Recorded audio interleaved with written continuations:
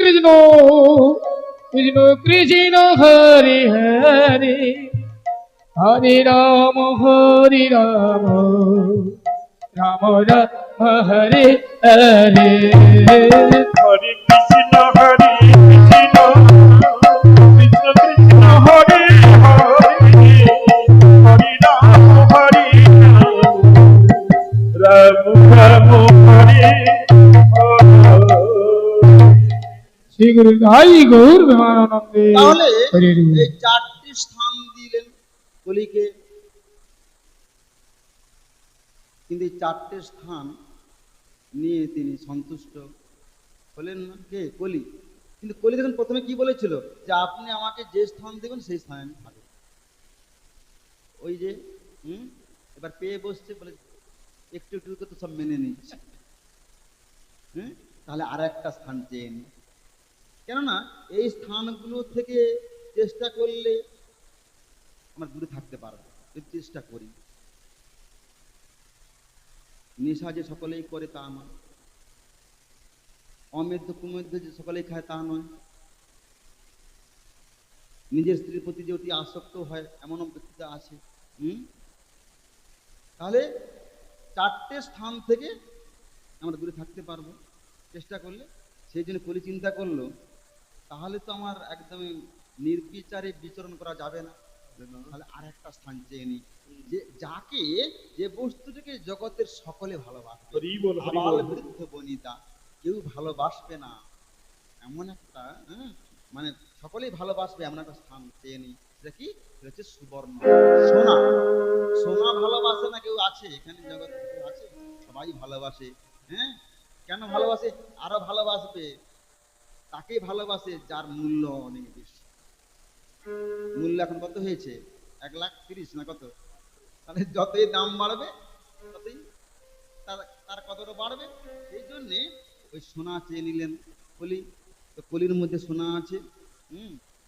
আর তাহলে বলবেন কি, তাহলে সোনা কি পরবো না? মানে মায়েরা চিন্তা করছেন, বলে সোনা তো আর পরি না, সব ছেড়ে দিয়েছি, এত দাম আর কি পরবো। কিন্তু এটা একদিকে আমি বলবো যে মঙ্গল হয়েছে, দাম বাড়লে তাহলে আমরা সহজে গুছিয়ে রাখবো, পরবো না। তাহলে না পড়লে তাহলে কলি আমাদের কাজ করতে পারবে না, কি একদিকে ভালো। যাই হোক, তাহলে এইভাবে চারটে স্থান দেওয়ার পর যখন নিরস্ত হলো না, তখন আর একটা স্থান চেয়ে নিলেন। এইভাবে স্থান দিয়ে মহারাজ মৃগয়ায় উদ্দেশ্যে আবার রওনা দিলেন। তো ওই মৃগয়া করতে করতে পিপাসার্থ হয়ে পড়লেন। হরিণ শিকার একটা নেশা, যদি দেখতে পায় তাকে যতক্ষণ না ধরতে পারে ও ছাড়বে না। মহারাজ পরীক্ষিতের মনেও সেই নেশা জাগলো। করতে করতে পিপাসার্থ হয়ে পড়লেন। জল খুঁজছেন, একটু জল খাবেন, কিন্তু জলাশয় এখন দেখতে পেলেন না। তো অদূরে একটা ঋষির আশ্রম দেখতে পেলেন। তো ঋষির আশ্রম দেখতে পেয়ে যে ওখানে যাই, একটু আশ্রমে গিয়ে একটু জল চেয়ে খেয়ে নেব।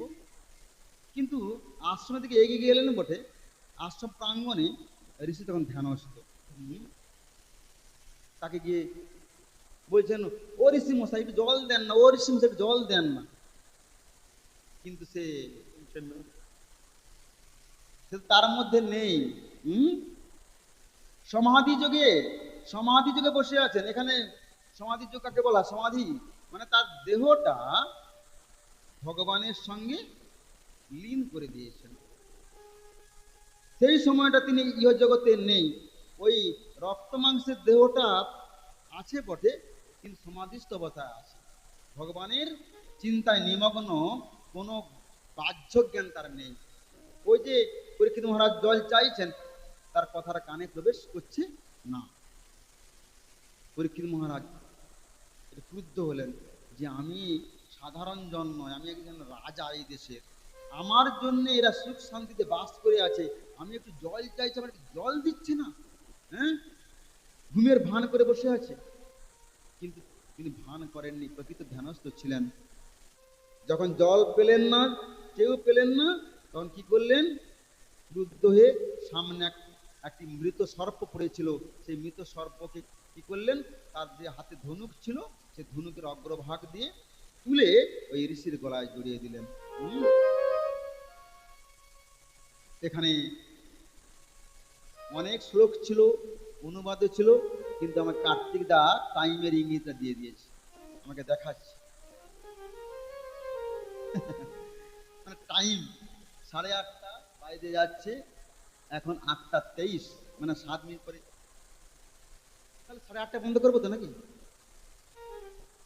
6টা to 8:30, 2.5 ঘন্টা, বেশি সময় দেওয়া যাবে না। ঠিক আছে, টাইম মেনে চলতে হবে।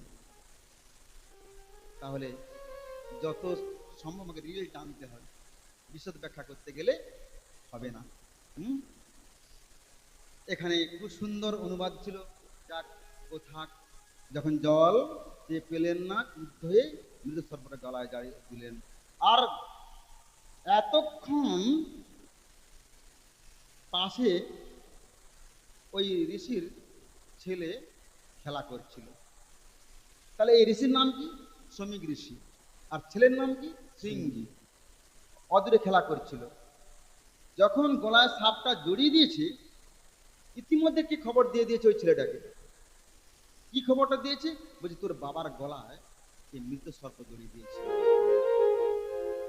ছেলে চিন্তা করলো, স্পর্ধা তো মন্দ নয়, আমার বাবা ধ্যান করছেন, অথচ কার স্পর্ধা হলো, মৃত সর্প গলায় জড়িয়ে দিল, কিন্তু ভালো কথা নয়, ওকে একটু শাস্তি দিতে হবে। বলে কি শাস্তি দিল ছেলেটা? বলছে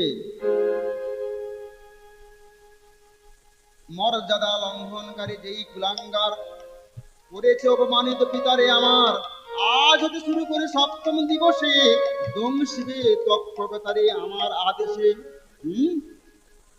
এত বলি ঋষি সুত ক্রোধে আর রক্তিম নেত্র। এত বলি ঋষি সুত চোখে আহার রক্তিম নেত্র। কয়ে হেরো বয়সের দান, কয়ে হেন বয়সের কৌশিকের পুত বাড়ি লয়ে আজ মন করি। কৌশিকের পুত বাড়ি লয়ে আছো মন করি। উচ্চারিল বাক্য বজ্র সম।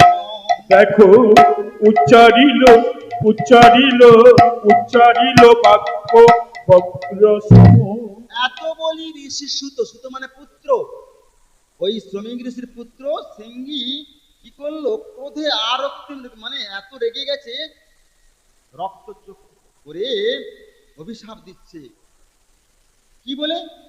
কি নিয়ে না, কৌশিকী নদীর পাশে খেলা করছিল, কৌশিকী নদীর জল হাতে করে আসমন করে বাক্য বজ্র সম অভিশাপ দিল। অভিশাপটা আগেই বলেছি, মর্যাদা লঙ্ঘনকারী যেই কুলাঙ্গার করেছে অপমানিত পিতারে আমার, আজ হতে শুরু করে 7ম দিবসে দংশিবে তৎপ্রকতারে আমার আদেশে। আজ থেকে 7 দিনের মধ্যে ওর মৃত্যু হবে, যে আমার বাবার গলায় মৃত সর্প জড়িয়ে দিয়েছে।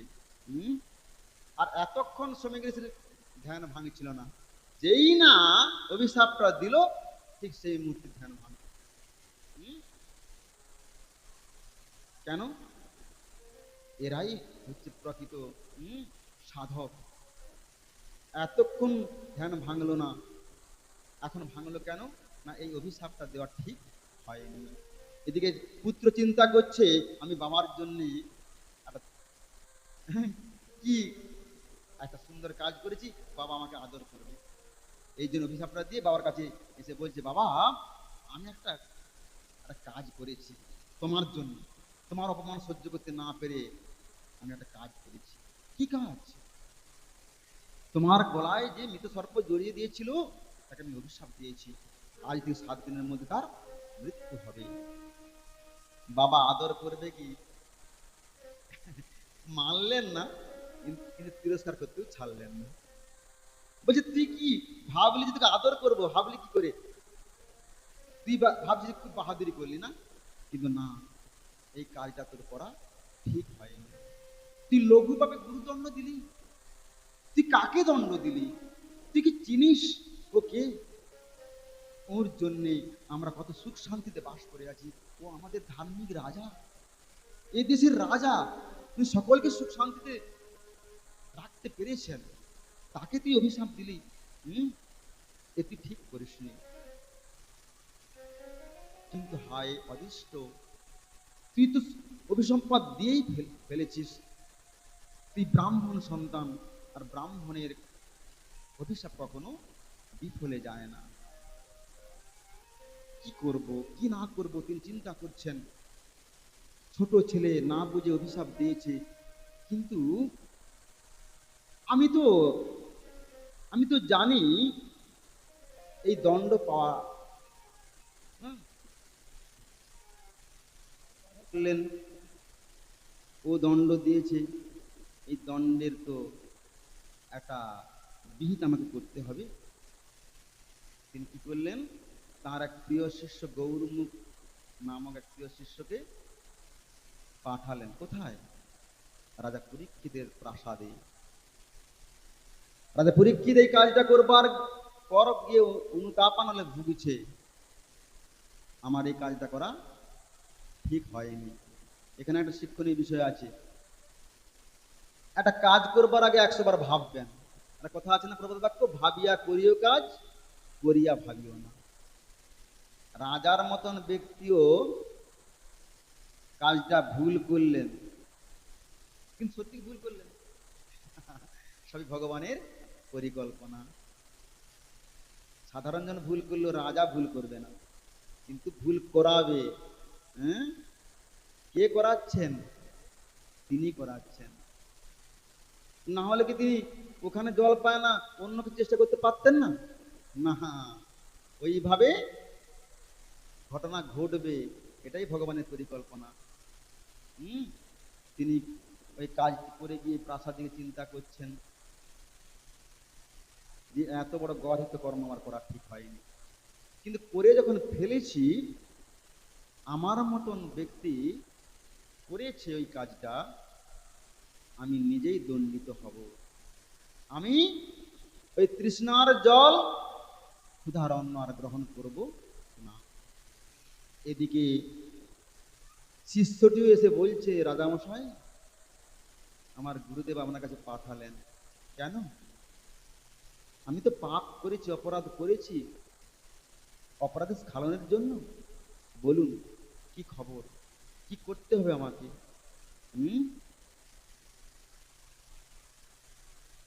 বলছেন আমাদের গুরুদেব খুবই অনুতপ্ত তার ছেলের কর্মে। তার ছেলে না বুঝে আপনাকে অভিশাপ দিয়েছে। কি অভিশাপ? না 7 দিনের মধ্যে আপনার মৃত্যু হবে। শ্রী গুরু নিতাই আচ্ছা প্রেম। আচ্ছা, এই কথা শুনলে আমরা কি ভাববো? আনন্দ পাবো না কষ্ট পাবো? কোনটা বলুন না? মাঝে মধ্যে একটু, সবাই তো জেগে আছেন দেখছি, ঘুমান, আমার ভালো লাগে। মৃত্যু সংবাদ পেলে আমরা খুব খুশি হব নাকি? কেউ খুশি হব না, কিন্তু মহারাজ বলে খুশি হলেন। বলছে এ তো খুশির খবর, আমিও তো চাই। আমিও তো আপনার আসার আগে শপথ করেছি ওই ক্ষুধার অন্ন তৃষ্ণার জল গ্রহণ করব না। তিনি খুশি হয়ে সমস্ত ত্যাগ করে দিয়ে চলে গেলেন। অত সুন্দর রাজপ্রাসাদ ত্যাগ করে দিয়ে সংকল্প নিলেন, এই 7 দিন আমি এই প্রাসাদে থাকবো না, আর ক্ষুধার অন্ন তৃষ্ণার জল গ্রহণ করব না। চলে গেলেন কোথায়? গঙ্গার তীরে গিয়ে বসেছেন। এমন সময়ে সারা পৃথিবীতে খবর ছড়িয়ে গেছে যে আমাদের এই ধার্মিক রাজা অভিশপ্ত হয়েছে, 7 দিনের মধ্যে তক্ষক দংশনে তার মৃত্যু হবে। সকলেই আর্তনাদ করছে, সকলেই দুঃখে কাতর যে এমন সংবাদ আমাদের শুনতে হলো, এমন রাজার মৃত্যু হবে। না, আমাদের কিছু করতে হবে যাতে না তক্ষক দংশনে মৃত্যু হয়। সমস্ত দেশ বিদেশ থেকে ঋষি মুনি ছুটে এলেন তার কাছে, সবাই ঘিরে বসেছে, চিন্তা করছে কি করলে এই ব্রহ্ম সাপ থেকে তাকে মুক্তি দেওয়া যাবে, কিন্তু কেউ খুঁজে পাচ্ছেন না কি করতে হবে আমাদের। এমন সময় পথ দিয়ে চলে যাচ্ছেন এক নগ্ন ষোড়শ বর্ষ যুবক। তিনি কে? তার আগে একটা কথা বলি, ওই সংক্ষিপ্ত করতে গিয়ে কথাগুলো ছেড়ে যাচ্ছে। মাথায় যখন টাইমের কথা বলে দেয় না, তখন আমিও চিন্তা করে টাইমে শেষ করতে হবে। ওই যে চিন্তা করছি কি করতে হবে। আকাশবাণী থেকে সবাই শুনতে পেলেন একমাত্র শ্রীমদ্ ভাগবত কথা, এই ব্রহ্ম সাপ খারিজ হয়। কিন্তু কে করবে এই ভাগবতের কথা? কে শোনাবে? সকলের তো শোনালে এত বড় অভিশাপ খণ্ডন হবে না। এখানে তত্ত্ব কথা আছে। ভাবতে পারেন 7 দিনের মধ্যে 18,000 শ্লোকের ব্যাখ্যা করেছিলেন কে? সুখদেব গোস্বামী। আজও পর্যন্ত কেউ পেরেছে না?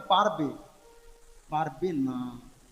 তারাই পারবে যারা আত্মারাম কাকে বলে? যাকে মায়া কোন স্পর্শ করতে পারে না, যিনি মায়ের গর্ভ থেকে মায়াতীত। সুতরাং সুখদেব গোস্বামী মায়ের গর্ভে কত বৎসর ছিলেন? 16 বৎসর। আবার কোথাও শুনেছিলাম 12 বৎসর। 12 নয়, 18 নয়, 16 বৎসর। ষোড়শ বর্ষীয় যুবক মাদ্রি জঠর থেকে ভূমিষ্ঠ হয়ে ছুটে চলে যাচ্ছে নগ্ন হয়ে, উলঙ্গ হয়ে। আর পেছন থেকে বাবা চিৎকার করছে, আর্তনাদ করছে, হা পুত্র করে চিৎকার করছে, তুই কোথায় চলে যাচ্ছিস?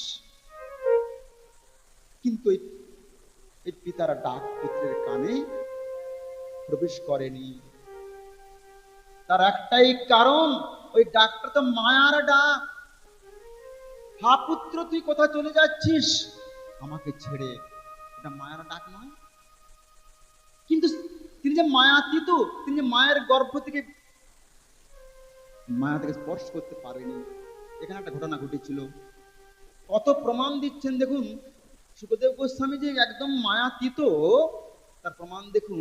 যখন ছুটে চলে যাচ্ছে, পাশে এক পুষ্করিণীতে নারীরা জলকেলি করছিলেন উলঙ্গ হয়ে। তো ওই যে ওই ষোড়শ বর্ষের যুবকটি উলঙ্গ হয়ে চলে যাচ্ছে, ওকে দেখে কিন্তু লজ্জিত হয়নি। আর একটু পরে যে বাবা পেছনে পিছনে ছুটে আসছে, বৃদ্ধ বাবা মানে ব্যাসদেব, তাকে দেখে লজ্জিত হচ্ছে, গায়ে ঢাকা দিচ্ছে। সেখানে প্রশ্ন করলেন ব্যাসদেব যে আচ্ছা, আমার 16 বৎসরের যুবক ছেলে যখন চলে যাচ্ছিল নগ্ন অবস্থায়, তাকে দেখে তোমরা লজ্জিত হওনি, আর আমার মতন বুড়োকে দেখে লজ্জিত হচ্ছ? তাতে কি বলেছিল এই মেয়েগুলো? বলছে আপনার পুত্রের মধ্যে নারী পুরুষের ভেদ জ্ঞান ছিল না। নারী পুরুষের ভেদ জ্ঞান ছিল না, কিন্তু আপনি বৃদ্ধ হলে কি হবে? আপনার মধ্যে সেই জ্ঞান আছে। সুতরাং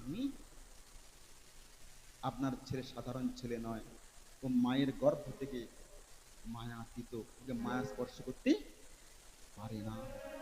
সেই ষোড়শ বর্ষীয় যুবক যখন ওই গঙ্গার ধার দিয়ে চলে যাচ্ছে, ওই হাজার হাজার মুনিষীরা তাকে ডাকছে, আহ্বান করছে, আসুন আসুন,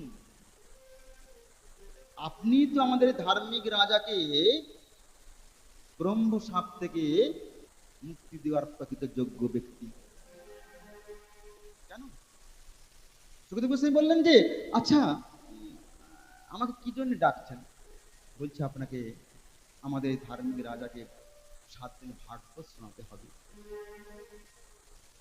বলছে আচ্ছা, আমার মনে একটা প্রশ্ন জাগছে, আপনাদের মতন বয়োজ্যেষ্ঠ কত মুনি ঋষি বসে আছেন, আর আমার মতন এই 16 বছরের ছেলেকে ডাকছেন, আমি কি ভাগবত শোনানোর যোগ্য ব্যক্তি? আমি কি শোনাতে পারবো? আমার সেই জ্ঞান আছে?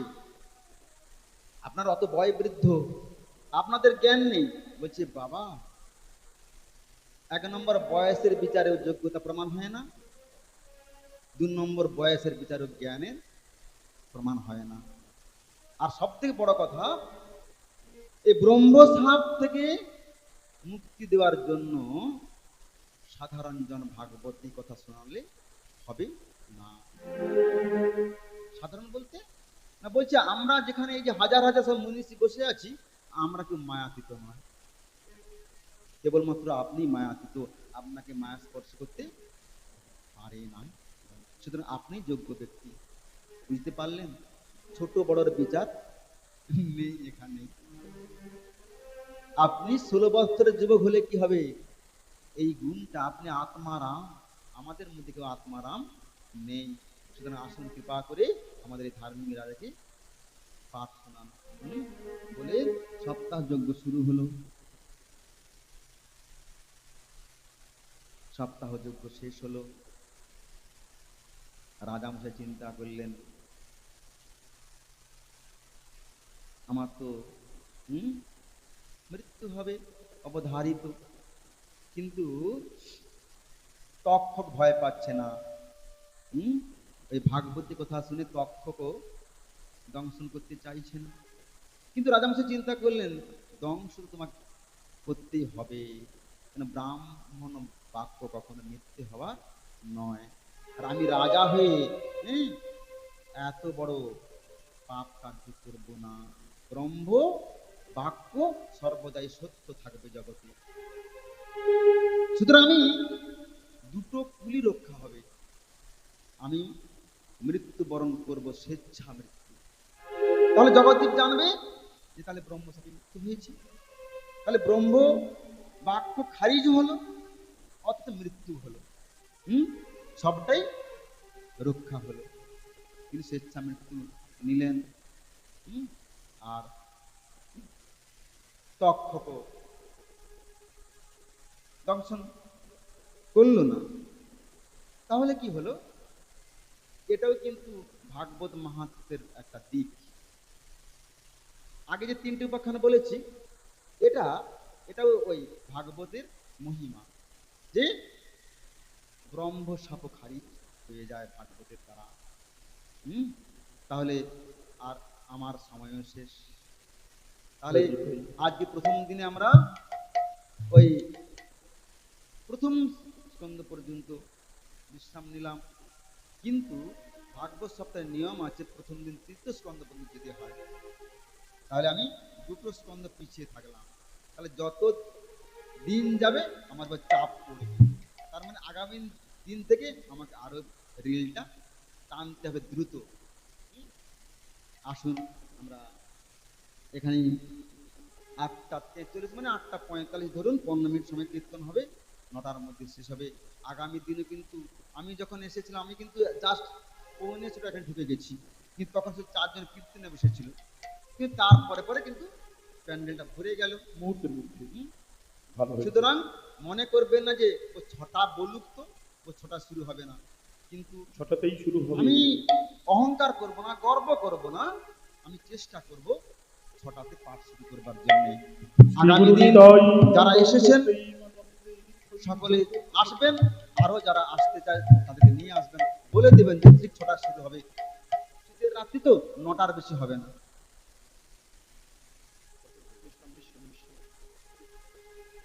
আচ্ছা, প্রসাদ পাওয়ার ব্যবস্থা বলবো নাকি? বলবো। জয় জয় রাধে কৃষ্ণ,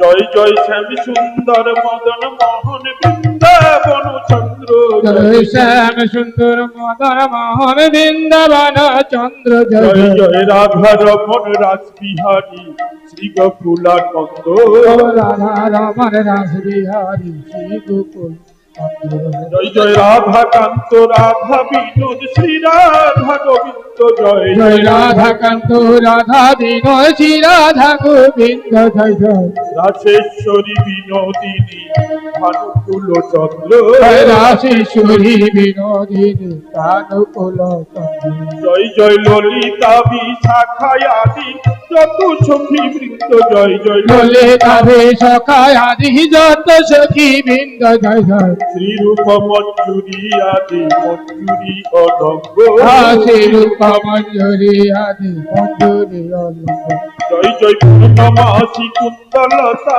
জয় বীরা বৃন্দ জয় জয় পূর্ণমাসে কুণ্ডলতা জয় মীরা বিন্দ জয় জয় কৃপা করি দেহ যুগল করুণার বিন্দ তোমার কৃপা করি দেহ যুগল করুণার কৃত যেন শেষের দিনে নাম বলিতে পারি জয় রাধা গোবিন্দ না বলতে পারি জয় রাধা গোবিন্দ জয় জয় এই সময় থেকে জানাই রাখি জয় রাধা গোবিন্দ এই সময় থেকে জানায় রাখি জয় রাধা গোবিন্দ যেন তিনি কালে বলিতে পারি জয় রাধা গোবিন্দ আমি অন্তিম কালে না বলিতে পারি জয় রাধা গোবিন্দ কৃপা করি দেহ যুগল করুণার বিন্দ আমার কৃপা করি দেহ যুগল করুণার বিন্দ।